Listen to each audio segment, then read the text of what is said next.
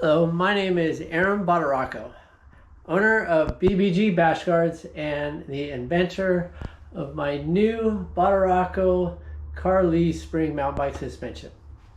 I use a 5160 carbon steel leaf spring, 2 inches wide, 10 inches long, about 1/3 of an inch thick. I use 2 layers of leaf springs on this bike.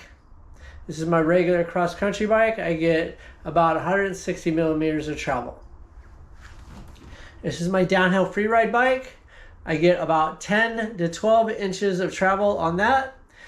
The leaf spring is 16 inches long, 2 inches wide, 1/3 of an inch thick. I use 3 layers of leaf springs on that, and it works great.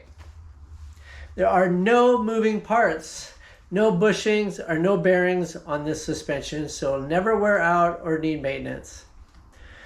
This suspension is the only suspension in the world ever made in the history of the planet that does not need rebound dampening. And the reason why it doesn't need rebound dampening, what I did and what I invented is I'm the only one in the world who ever put a long lever, which is the swing arm, and bolted to the end of a leaf spring at an angle. That's something nobody else has ever done.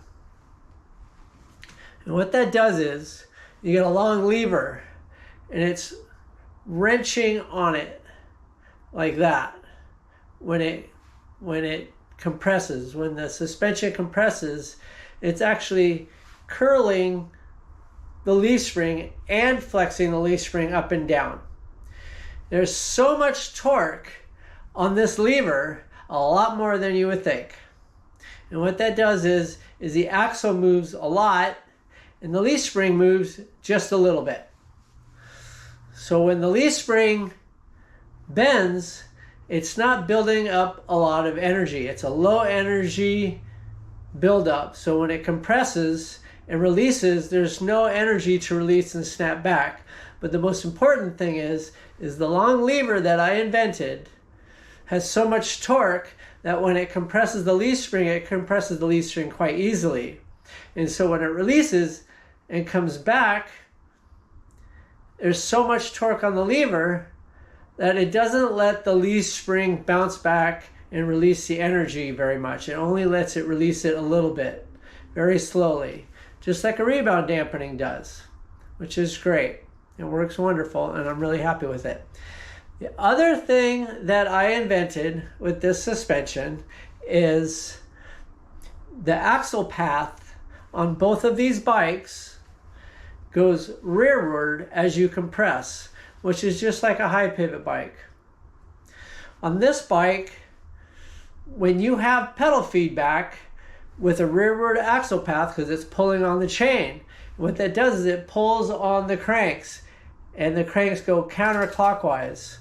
On this suspension, I'm curling the leaf spring.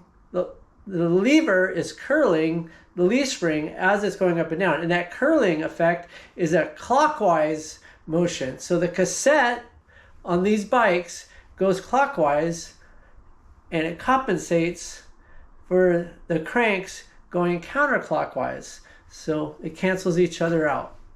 You cannot get any pedal feedback on this suspension, no matter what you do.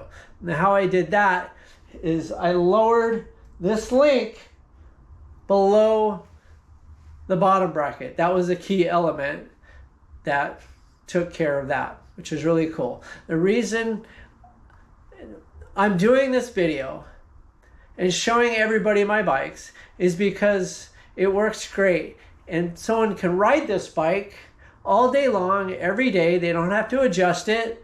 It'll never wear out. They don't have to do any maintenance. They can just take it out and ride it whenever they want. No worries.